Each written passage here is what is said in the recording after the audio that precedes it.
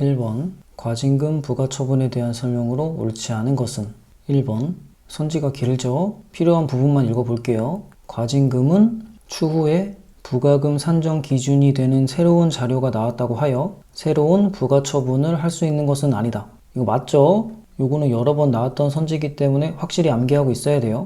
과징금의 산정 기준이 되는 새로운 자료가 나왔다고 해서 새로운 부과 처분을 할 수 있는 것은 아니다. 맞다. 다음 2번 영업정지에 가름하여 부과되는 이른바 변형된 과징금의 부과 여부는 통상 행정청의 재량행위다. 이거 맞죠? 영업정지 대신에 과징금을 부과할 수 있고 이것은 행정청의 재량이다. 일반적인 경우에 과징금의 부과 여부는 재량행위예요. 예외적으로 기속행위일 때가 있다. 그걸 암기해야겠죠. 다음 3번 과징금은 행정상 제재금이고 범죄에 대한 국가 형벌권의 실행이 아니므로 행정법규 위반에 대해 벌금 이외의 과징금을 부과하는 것은 이중처벌 금지의 원칙에 위반되지 않는다. 이것도 맞죠? 여기서 물어보는 건 행정법규를 위반했을 때 벌금도 부과하고 과징금도 부과하고 둘 다 부과할 수 있냐? 이걸 물어보는 건데 둘 다 부과할 수 있죠? 이중처벌 금지의 원칙에 위반되지 않죠? 그러니까 이중처벌이 아니다.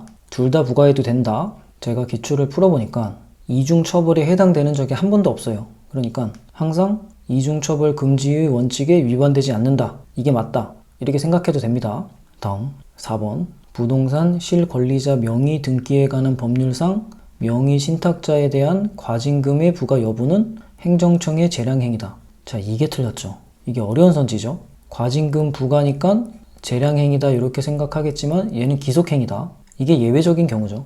그러니까 명의 신탁자에 대한 과징금 부과 여부, 이게 다른 사람 이름으로 등기를 했기 때문에 이 명의 신탁자, 이 사람이 진짜 주인이죠. 실제 소유자, 실제 부동산 소유자 이름으로 등기를 해야 되는데 다른 사람 이름으로 등기를 하게 되면 이 명의 신탁자한테 과징금을 부과해야 된다. 재량행위가 아니고 기속행위다.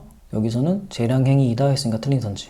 과징금 부과 관련해서 자주 나오는 게 영업정지를 할지 과징금을 부과할지를 결정하는 것은 재량행위다. 요게 주로 나오고 과징금을 얼마나 부과할지 감경을 얼마나 할지 이런 것도 다 재량행위다. 이런 걸 물어보죠. 그래서 대부분의 경우에 과징금의 부과는 재량행위라고 나오고 이 4번 선지가 특이한 거다. 다음 자 해설하겠습니다. 옳지 않은 것은 1번 과징금 부과 처분 이후에 새로운 산정 기준이 나왔다고 해도 새로운 과징금의 부과를 할 수 없다. 만약에 새로운 산정 기준이 나오면 과징금을 변경할 수 있다고 유보했더라도 근거를 남겼더라도 새로운 부과를 할 수 없다. 1번 선지에서는 유보했다는 얘기는 없죠. 만약에 유보했다는 얘기까지 적혀 있었으면 헷갈렸겠죠. 하지만 유보했더라도 새로운 부과할 수 없다. 여기서는 과징금은 추후에 부과금 산정 기준이 되는 새로운 자료가 나왔다고 하여 새로운 부과 처분을 할 수 있는 것은 아니다. 맞다. 다음 2번 영업정지 대신에 과징금을 부과할 수 있고 이거 재량행위죠. 하지만 영업정지가 현저히 공익을 해칠 경우에 가능하다. 영업정지가 과징금보다 더 센 처분이죠. 그래서 2번은 맞는 선지였고 다음 3번 여기서 물어보는 거는 과징금과 벌금은 병과가 가능하다. 이중처벌이 아니다. 이 얘기를 하는 거죠. 행정법규 위반에 대해 벌금 이외의 과징금을 부과하는 것은 이중처벌 금지의 원칙에 위반되지 않는다. 맞죠? 이중처벌 금지의 원칙에 위반되지 않는다니까 이중처벌이 아니라는 거죠.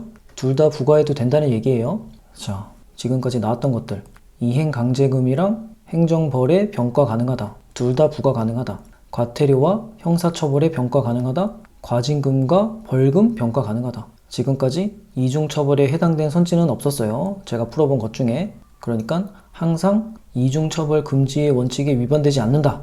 이렇게 생각하면 됩니다. 그리고 이 행정벌, 집행벌, 벌금, 과태료, 과징금, 범칙금, 이행강제금 자 뭔지 간단히 봅시다. 행정벌은 행정형벌과 행정질서벌 두 개를 포함하는 말이고 과거의 의무 위반을 제재하는 거다. 그러면 집행벌은 뭐냐? 이행강제금을 뜻하고 장래의 의무 이행을 강제하는 거다. 그러니까 행정벌은 과거에 잘못한 일에 대해서 벌을 주는 거. 집행벌은 어떤 의무 이행을 하라고 시켰는데 안 해요. 그러면은 의무 이행을 하도록 강제하는 거다. 돈을 계속 내게 하는 거죠. 의무를 이행할 때까지. 자, 그러면 벌금이 뭐냐? 벌금은 행정형벌이에요. 이 행정벌에서 행정형벌, 얘가 벌금이고 얘는 형사처벌이고 처분이 아니다. 형사처벌이니까 얘는 전과 기록이 남는 거죠. 그러면 과태료는 뭐냐?